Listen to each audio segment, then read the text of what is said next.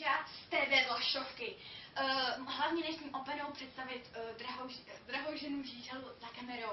Takže co dneska nás bude čekat? Dneska budeme představovat různý hosti a můžete se na to těšit a nashledanou. Kříža z TV Vlaštovky a máme tady prvního hosta. Dobrý den, já jsem Indy. Dobrý den. Dobrý den. Takže můžu se vás zeptat na jednu otázku? Jistě.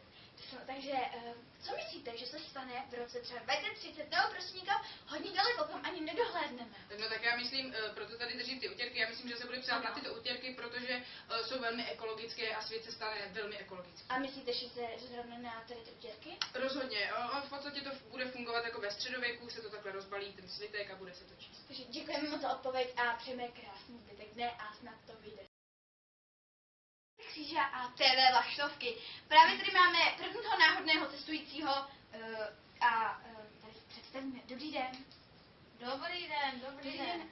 Nevadí vám to v pohodě všechno? Prosím, ještě jednou a víc nahlas. Tak nevadí. Představte se. No, já jsem Šnek. Šnek, to zvíře. No. Dobrý, tak já bych se vás chtěla zeptat, vlastně už jsme se stali v tomto pořadě, ale je to vlastně otázka, kterou si klademe všichni. Co se stane v roce 2030, nebo jaký na to máte názor? No, jak to jako sakra mám vědět? Já to už nebudu Já říct, jsem to vás nebudu... nechtěla nějak urazit, víte, 2030 už se to blíží a prostě nikdy nevíte, co se stane. No jako... Vy myslíte, že si toho dožiju, že jsem mladá? No to jste hodná paní moderátorko, takové hodné dítko. A to je dobrý, že musíte takhle jako pohledat, ale chtěla jsem se vás taky zeptat, i účet si myslíte barvou a jako vy už jste poměrně starší a myslíte si, že budou mít bílé vlasy a tlešku? Prosím. Tak děkujeme za rozhovor a hezký zbytek. No, to je nevychovaná mládež. Takže máme tady další, prvního hosta velmi milou dámu. Tak, jdeme. Dobrý den, tady TV Vlaštovky z Křičů hořce. Běžíme prostě do zdraví. A tady právě jsme odchytili slavnou věškyni. Prosím vás, mohla byste se nám představit? Dobrý den, já jsem Maja. Mohla bych se vás zeptat jednu otázku? No. Co si myslíte, že je prostě nejdůležitější prostě v životě, nebo prostě, chápete, je to procítěnýho? Jo, láska. Musíte běhat srdíčkem. Srdcem, jo! Tak tohle je naše věškyně Maja! Takže další jedeme.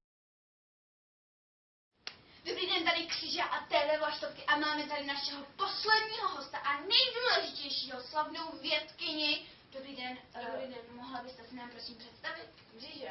Takže tohle je Mříža. A mohla bych se vás zeptat na jednu otázku? Jistě. Já bych se vás chtěla zeptat, co si myslíte, že je v naší České republice? Je to naše země, je to naše dětství, všechno. Ale co si myslíte, že prostě je špatné? A prostě já mám naše zemi ráda. Ale, promiň, ale něco tam špatného je. Co si myslíte? Tak určitě žvíkačky, Češi jsou líní, nevyhazují to do koše. Že to řeknete prostě upřímně, naplnou. Češi jsou skvělý, bezvadný národ, ale bohužel tohle jim nejde. A nějak to specifikujte. Je to hodně velký problém. A právě jsme vám tady chtěli upozornit. Za 44,90 Lilien.